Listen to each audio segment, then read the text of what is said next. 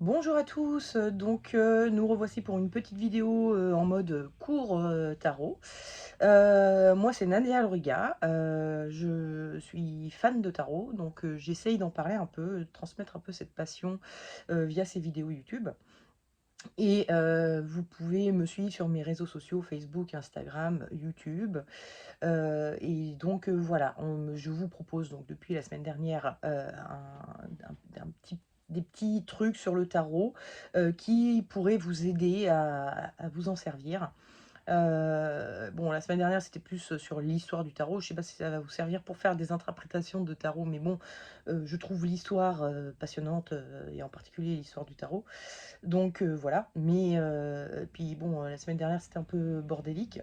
Enfin, je dis la semaine dernière, mais comme vous voyez, le décor n'a pas changé, ni mes avis. C'est parce que, en fait, j'ai tourné les 2 vidéos l'une à la suite de l'autre, bon, je vais pas les poster en même temps, voilà. Pour vous, ce sera la semaine dernière. J'avais posté donc un peu d'histoire sur le tarot. Et là, je voudrais vous parler, enfin vous donner des petits conseils sur, comment utiliser votre tarot, parce que, ce sont des choses qui moi me servent tout le temps, donc je pense que ça peut servir à tout le monde. Voilà, je vais vous donner des petits conseils. Donc on va commencer par mon premier conseil que je vous donnerai, c'est, de bien poser votre question. Parce qu'effectivement, les consultants viennent toujours en ayant des questions du genre, «Je viens de passer un entretien d'embauche, est-ce que, l'employeur va m'embaucher?» La réponse est oui ou non. «Est-ce que je vais rencontrer l'amour?» La réponse est oui ou non. Toutes ces questions fermées là, où les réponses ne sont que oui et non, ça va pas le faire parce que le tarot, il est incapable de sortir un oui, hein. Il n'y a pas de carte oui, il n'y a pas de carte non. Il vaut mieux acheter, une boule magique, hein, pour ce genre de choses-là. Vous savez, les boules, voilà, ces questions-là, vous pouvez les poser à la boule magique, mais vous pouvez pas les poser au tarot. C'est pas possible parce que c'est une question sur laquelle, le tarot, il fait que répondre à vos questions. Donc il va essayer de répondre précisément à votre question. Si la réponse est oui et non, il pourra jamais répondre précisément à votre question. Il va falloir formuler vos questions différemment. Par exemple, si on reprend l'histoire de quelqu'un qui a passé un entretien d'embauche et qui veut savoir si, l'employeur va le recruter, vous allez, plutôt poser une question un peu détournée, qui va vous répondre par oui ou par non, mais qui est de façon détournée. Moi, très souvent, ce que je vais demander au tarot, c'est, comment va se sentir le consultant, lorsqu'il recevra la réponse de l'employeur. Je vais avoir une carte qui va me parler soit de quelque chose de plutôt joyeux, plutôt sympathique, quoi, soit quelque chose de plutôt négatif, de plutôt triste. Auquel cas, si c'est joyeux, bah, c'est plutôt un oui, et si c'est triste, c'est plutôt un non. Attention, il faut se méfier parce que parfois, et on en voit souvent, hein, des gens qui viennent: «Bon voilà, j'ai passé un entretien d'embauche pour ça, je veux savoir si je vais être embauché», et puis en fait, le boulot ne l'intéresse absolument pas, hein, en fait, ça le saoule totalement, rien que l'idée d'aller faire ce taf. Et pourtant, il a quand même passé l'entretien et puis il vient quand même vous voir pour, savoir s'il va être embauché. Parce que, bah, voilà, sûrement que par certains aspects, financièrement, par rapport à sa carrière ou je ne sais quoi, bon, bah, voilà, il sait qu'il faut qu'il passe par cette boîte-là, ce poste-là.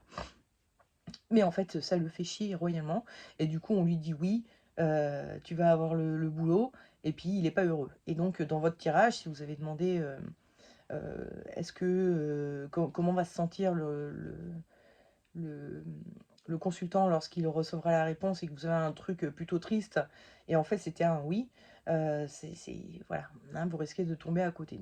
C'est pour ça aussi que, avant de poser la moindre question au tarot, il faut un peu discuter avec la personne pour savoir: «Oui, OK, tu as passé un entretien d'embauche, d'accord, c'est pour quel boulot?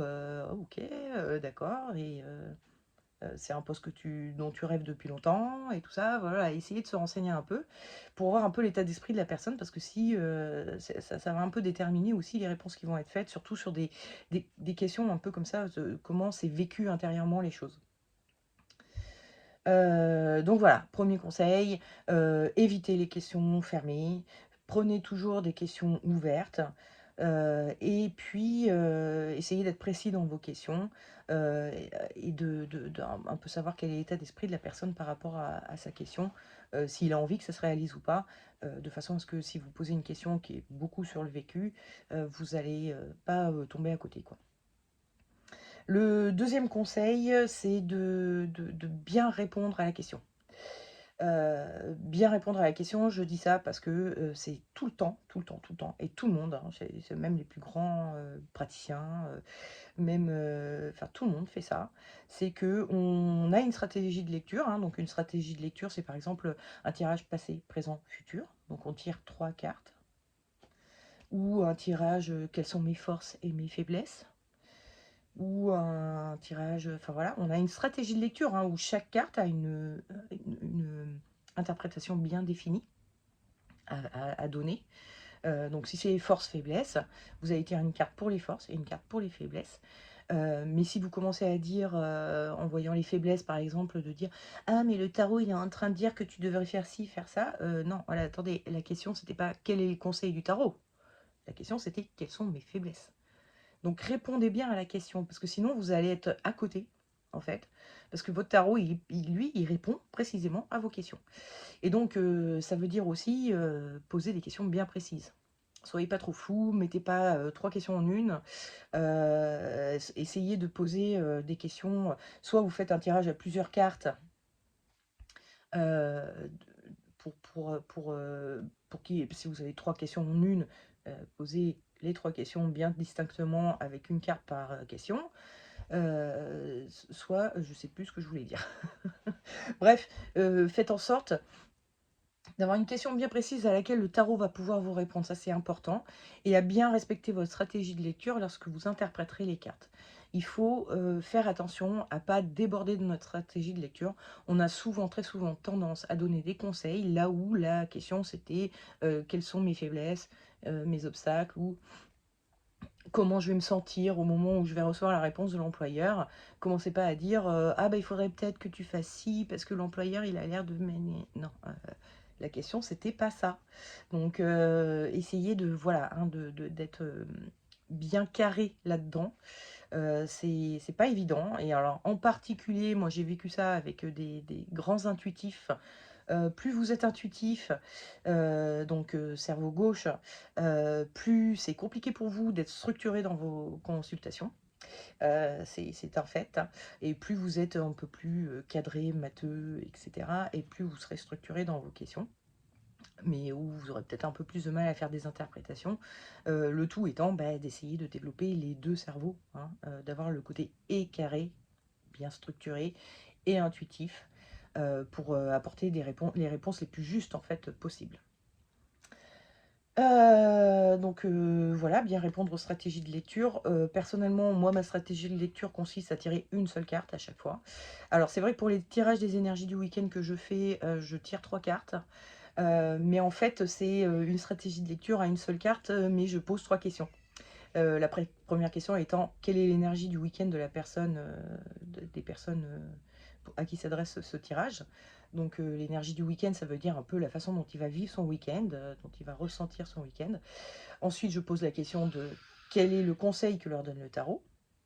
Et ensuite, je pose la question de quel est le déconseil. C'est un mot que j'ai inventé, qui n'existe pas, mais bon, qu'est-ce que leur déconseille le tarot? Donc vous voyez, ce sont 3 questions bien distinctes et j'ai pris une carte par question. Donc je fais des tirages à une seule carte en vérité. Même si là, je vous les présente comme si j'avais fait le tirage tout ensemble. Et effectivement, notamment, principalement, le conseil, le déconseil, je les lis assez souvent ensemble parce que il y a un côté euh, euh, où si on les met face à face, les deux cartes vont dire des choses. C'est-à-dire, on va regarder où sont les ressemblances et les différences dans les deux cartes pour que on arrive à trouver où est l'interprétation, à quel niveau se joue bah justement le grand conseil du tarot, c'est-à-dire qu'est-ce qui vous dit qu'il est mieux de faire et qu'est-ce qui vous dit qu'il faudrait éviter de faire. Euh, c'est comme ça qu'on va l'interpréter, mais vous pouvez les interpréter complètement distinctement, indifféremment.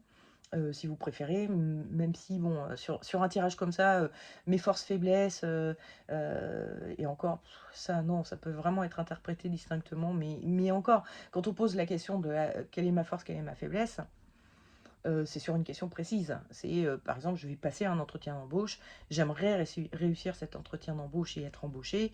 Donc, quelles sont mes forces? Sur quoi je dois m'appuyer pour réussir? Et qu'est-ce que je dois travailler pour éviter de rater cet entretien?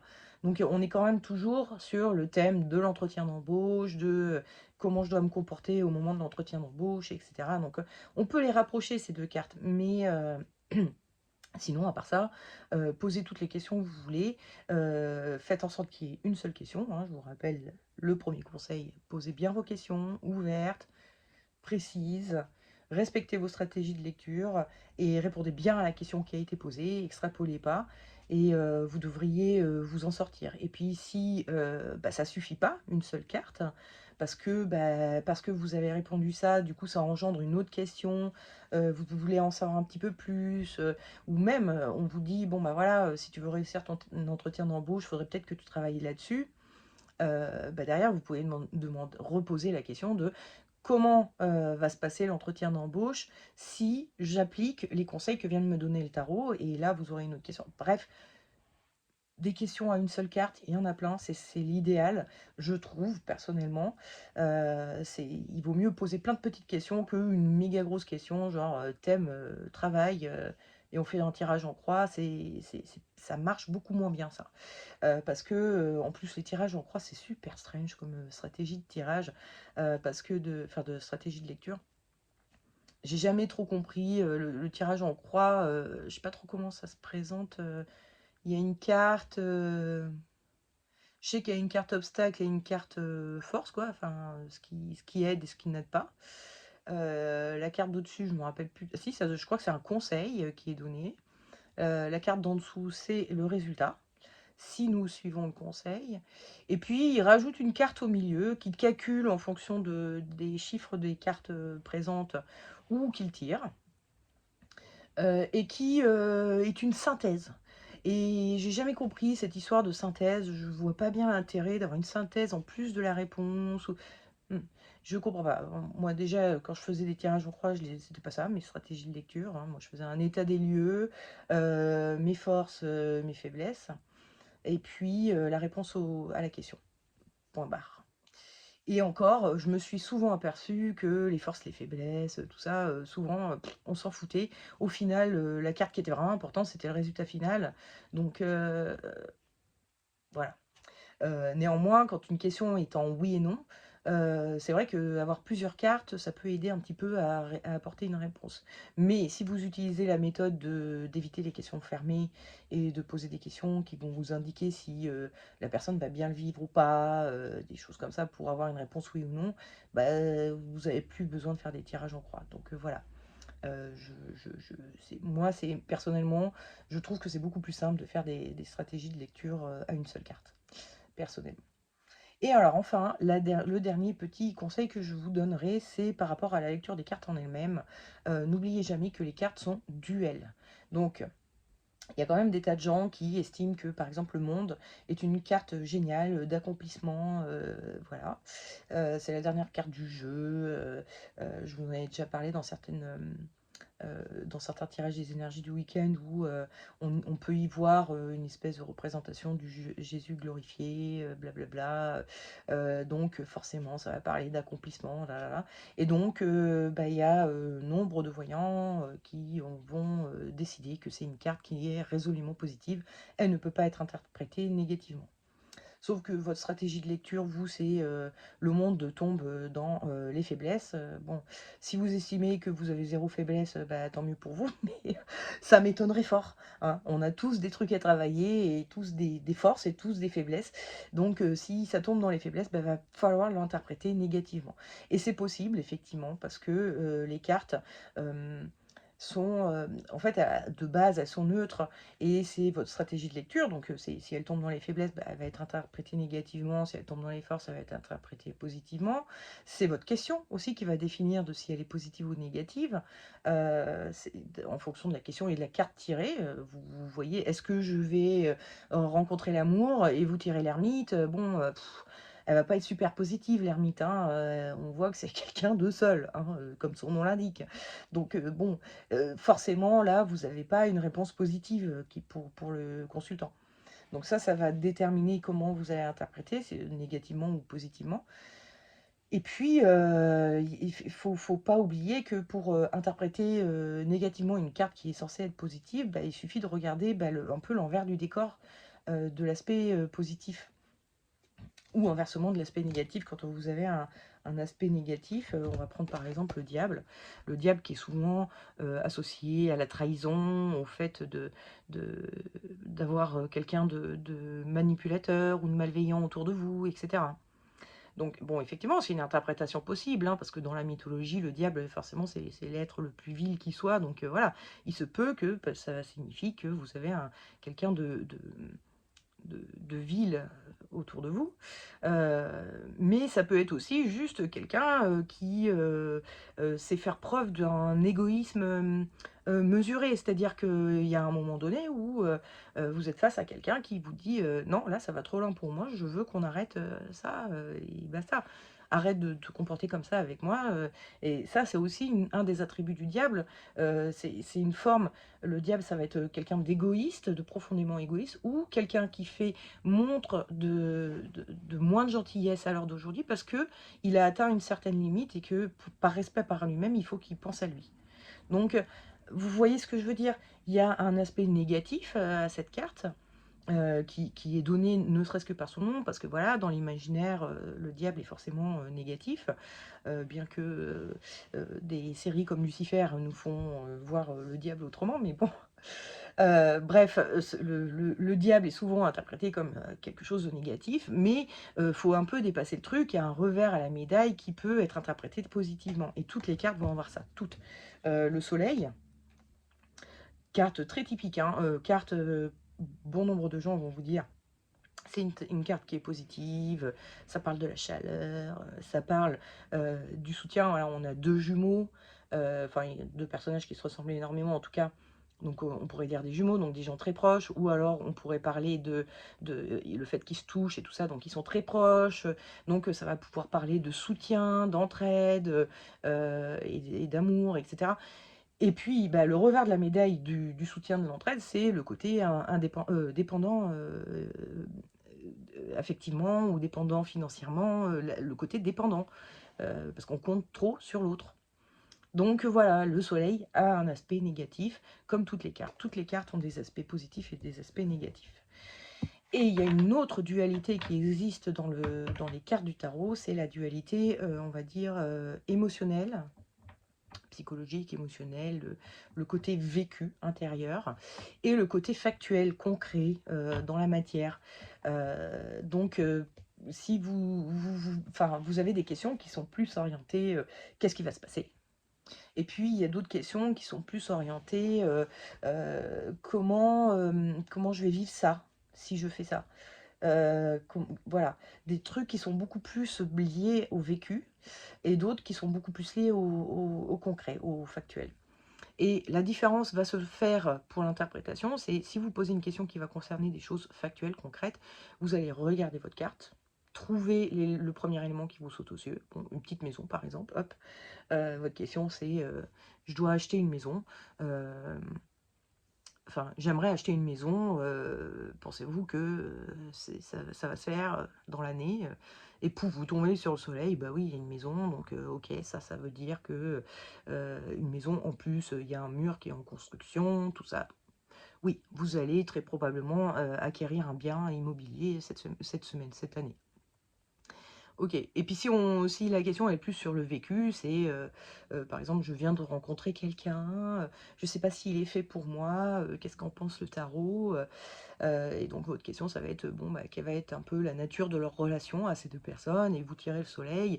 Bon, bah, là, vous allez être plus dans le ressenti. Donc, pour être dans le ressenti de la carte, on va pas regarder, visuellement, ce qui se passe.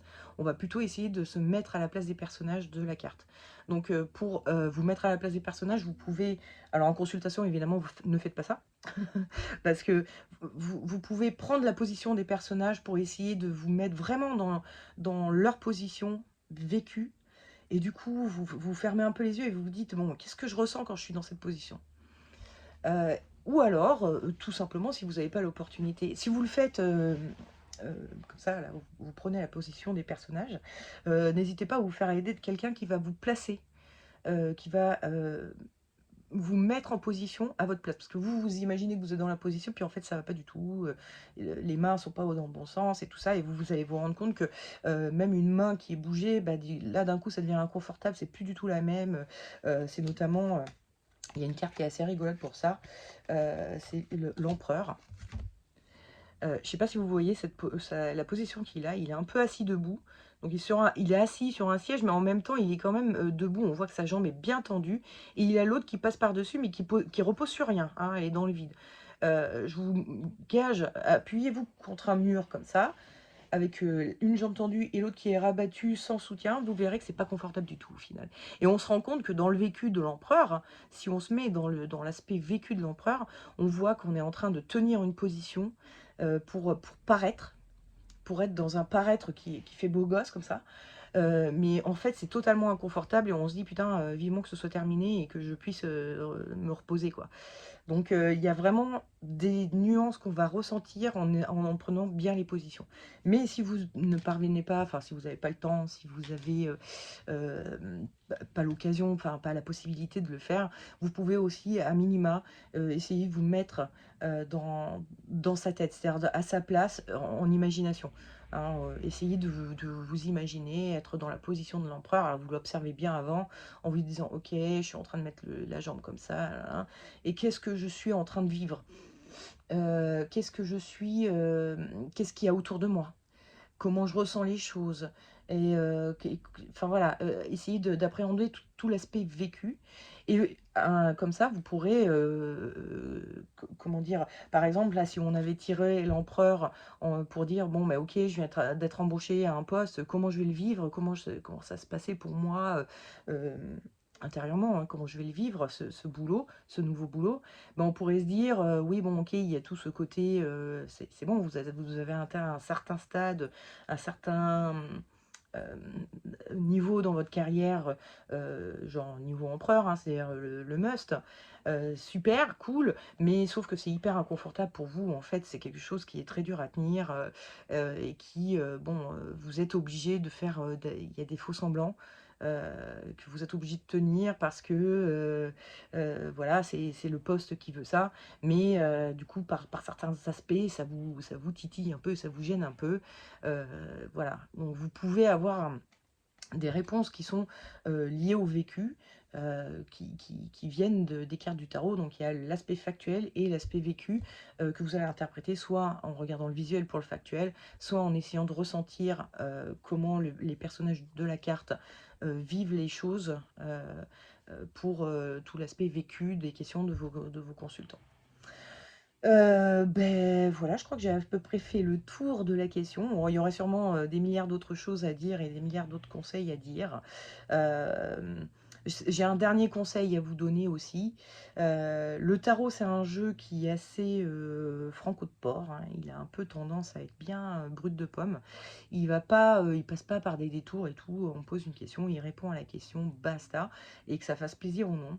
Et on a un peu tendance, et en particulier si on fait des tirages pour des gens proches, à vouloir soit arrondir les angles, euh, pour ne pas vexer les gens. Et en plus, enfin, mais même quand c'est en consultation avec quelqu'un qu'on connaît pas, on se dit, le mec qui m'a payé, c'est pas pour que je lui dise que c'est la merde dans sa vie, quoi. Hein. On a envie de lui dire des choses sympas pour qu'il ait envie de revenir. Et il y a tout cet effet un petit peu où on aimerait faire plaisir aux gens et ben c'est pas bon. Vous êtes à côté de la plaque si vous voulez atténuer les interprétations que vous devriez donner aux cartes. Euh, donc voilà, faites gaffe à ça, hein. C'est un biais qui est très fréquent chez beaucoup de voyants et donc c'est normal. Le pire, c'est les proches. Les proches, on est en plus très comme on est un peu impliqué émotionnellement dans ce qui leur arrive, hein, dans les questions qu'ils nous posent, ben on a envie soit de leur faire plaisir, euh, comme je disais tout à l'heure. Mais il y a aussi tout le côté, on a des espoirs pour eux. Donc on va tirer des cartes ou les interpréter en tout cas dans le côté espoir et tout. On va mal interpréter la carte parce que nous, personnellement, on pense que non, c'est bon, ça va marcher, c'est bon. Ou alors, il y a nos craintes. En fait, les désirs et les craintes sont les pires biais pour les interprétations des cartes parce qu'on aura tendance à essayer de faire coller l'interprétation, enfin, ce qu'on voit sur la carte, à ce qu'on pense déjà, en gros. Donc si on est dans une peur absolue que ça parte en sucette pour notre ami, ou pour nous-mêmes d'ailleurs, hein, on a la même problématique pour nous-mêmes, c'est même encore pire, ben, on va avoir tendance à interpréter les choses négativement. Idem quand on pense que c'est ouais, c'est bon, tout va bien se passer, donc voilà, je lui fais son tirage, mais bon, c'est sûr, ça va être que des cartes positives et tout. Et en fait, on va mal interpréter les cartes qui seront sorties. Le tarot aura pas forcément mal répondu, mais aura été influencé par nos peurs et nos craintes. Et ça, c'est un gros, gros problème quand on tire pour les proches ou pour soi-même. Voilà, j'ai pensé à un autre truc aussi, je me rappelle plus ce que c'est, donc ben, je sais pas, ce sera sûrement pour une autre fois, on verra. Voilà, donc bon, bah écoutez, hein, je vous conseille. Ah oui, je voulais dire, je vous en dis pas trop plus sur comment interpréter les cartes et tout ça, parce que c'est vraiment un langage que vous allez développer. Vous allez faire votre langage à vous, tarot, hein, comme c'est français-anglais, ben là c'est tarot Nadia. Moi j'ai mon langage avec le tarot, qui découle de mon expérience avec le tarot et avec tout ce que j'en ai, que je peux en, en voir quand je fais des tirages, etc.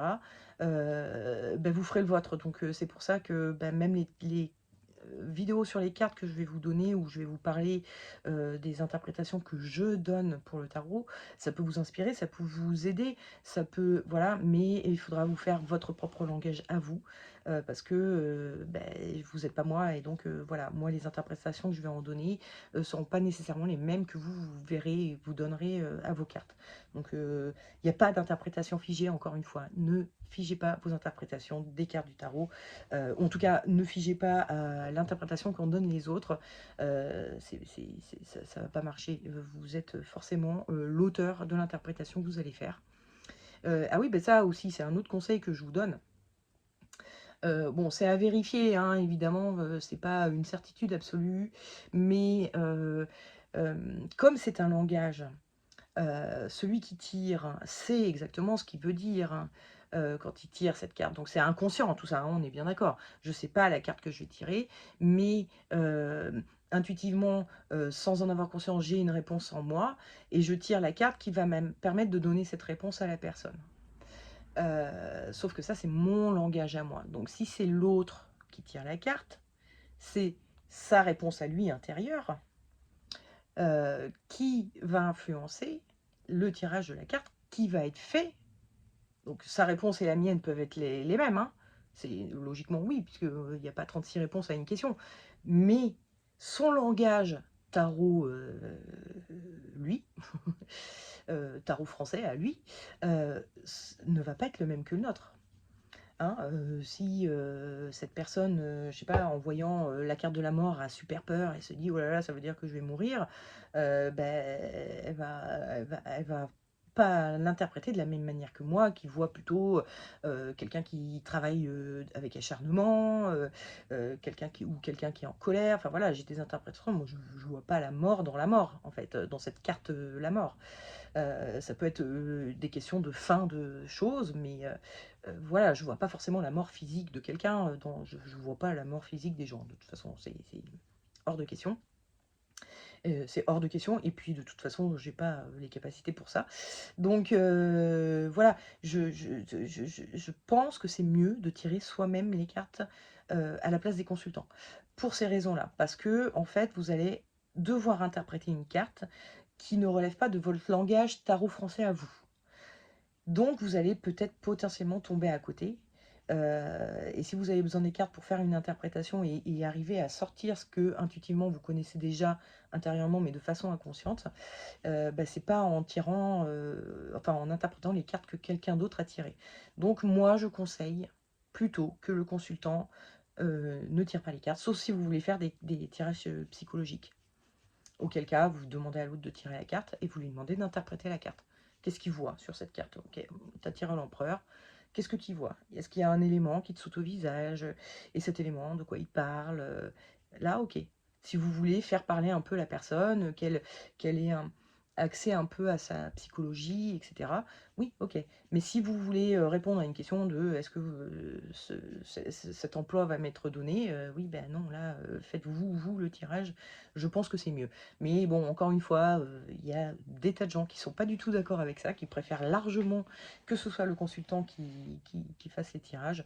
Je pense que tout ceci est affaire de croyance et de façon de voir les choses. On ritualise beaucoup de choses et du coup, il va falloir que vous fassiez votre propre idée des choses. Voilà, bon, si vous préférez faire tirer les consultants, bah, grand bien vous fasse. Voilà, moi je trouve que c'est mieux.